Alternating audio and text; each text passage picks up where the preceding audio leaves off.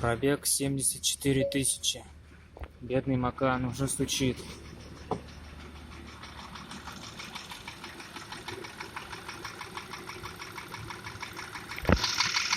Жалобы на большой расход моторного масла и на посторонний звук.